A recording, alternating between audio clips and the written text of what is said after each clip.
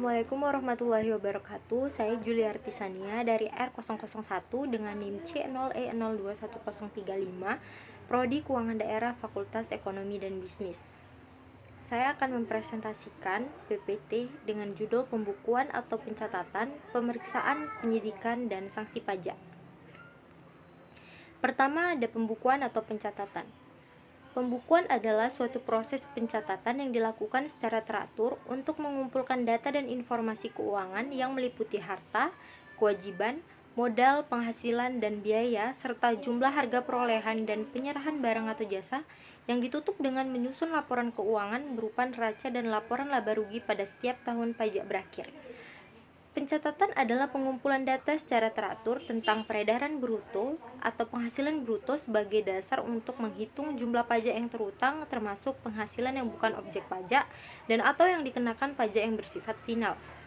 Penyelenggaraan pembukuan atau pencatatan ini bertujuan untuk: pertama, mempermudah pengisian SPT, yang kedua, penghitungan penghasilan kena pajak, yang ketiga, penghitungan PPN dan PPNBM, yang keempat, untuk mengetahui posisi keuangan dan hasil kegiatan usaha atau pekerjaan bebas. Kewajiban pembukuan atau pencatatan. Yang wajib menyelenggarakan pembukuan adalah yang pertama, wajib pajak badan. Yang kedua, wajib pajak orang pribadi yang melakukan kegiatan usaha atau pekerjaan bebas, kecuali wajib pajak orang pribadi yang peredaran brutonya dalam 1 tahun kurang dari 1.800.000.000 rupiah. Adapun yang wajib menyelenggarakan pencatatan, yaitu yang pertama, wajib pajak orang pribadi yang melakukan kegiatan atau usaha atau pekerjaan bebas dan peredaran brutonya dalam 1 tahun kurang dari 1.800.000.000 rupiah dapat menghitung penghasilan itu dengan menggunakan norma penghitungan penghasilan itu dengan syarat memberitahukan ke Direktur Jenderal Pajak jangka waktu 3 bulan pertama dari tahun pajak yang bersangkutan. Yang kedua, wajib pajak orang pribadi yang tidak melakukan kegiatan usaha atau pekerjaan bebas. Sanksi tidak menyelenggarakan pembukuan atau pencatatan.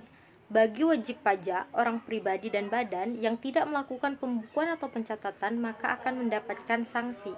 Sanksi tersebut antara lain: yang pertama, pajak terutang yang ditetapkan oleh Surat Ketetapan Pajak atau SKP akan dinaikkan menjadi 100%, khusus untuk PPh 29 akan dinaikkan menjadi 50%.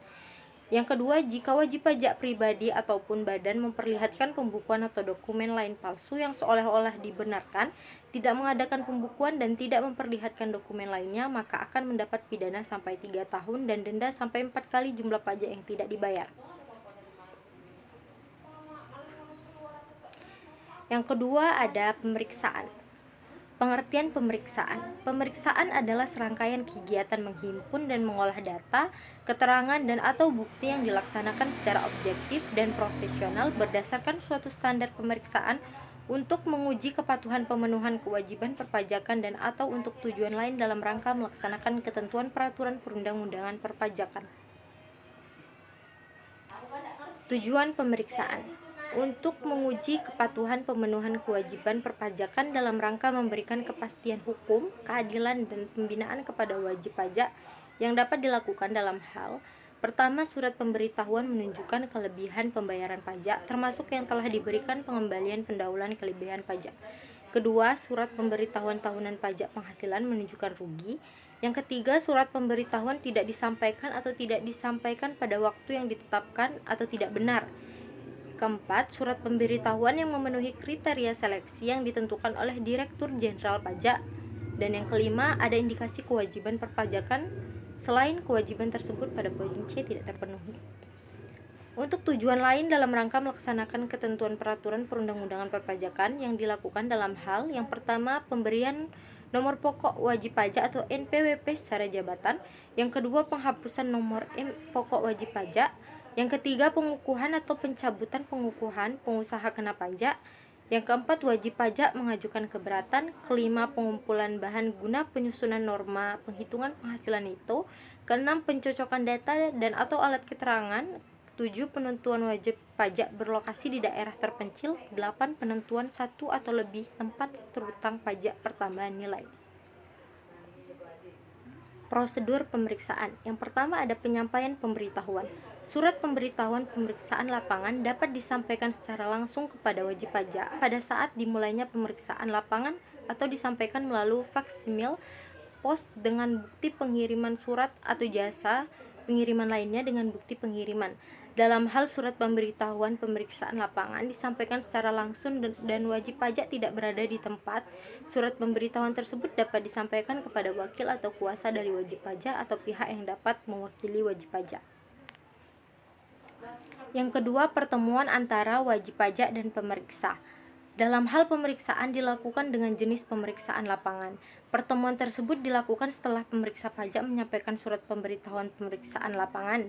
Jika pemeriksaan kantor, pertemuan dilakukan pada saat wajib pajak, wakil atau kuasa dari wajib pajak datang memenuhi surat panggilan dalam rangka pemeriksaan kantor. Setelah melakukan pertemuan, pemeriksa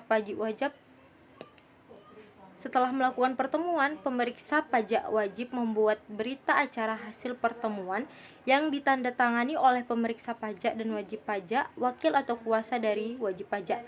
Jika wajib pajak, wakil atau kuasa dari wajib pajak menolak menandatangani berita acara hasil pertemuan, pemeriksa pajak akan membuat catatan mengenai penolakan tersebut pada berita acara hasil pertemuan.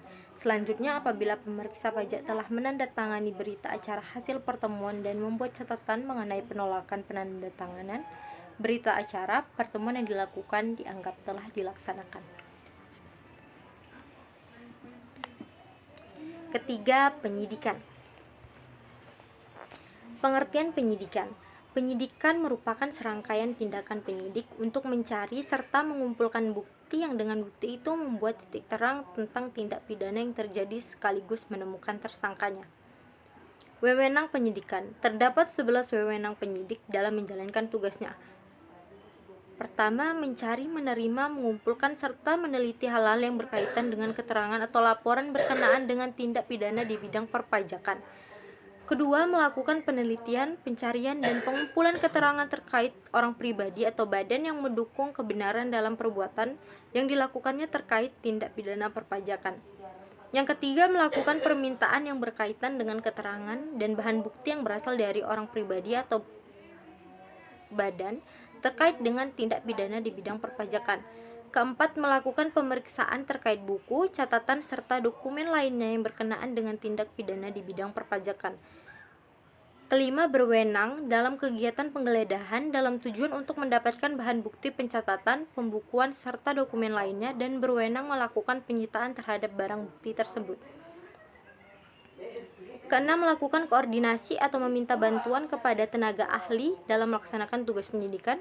Ketujuh, meminta seseorang untuk berhenti atau meninggalkan ruangan atau tempat yang bersangkutan saat berlangsungnya proses pemeriksaan dan berwenang memeriksa identitas dari orang, benda atau dokumen yang dibawanya.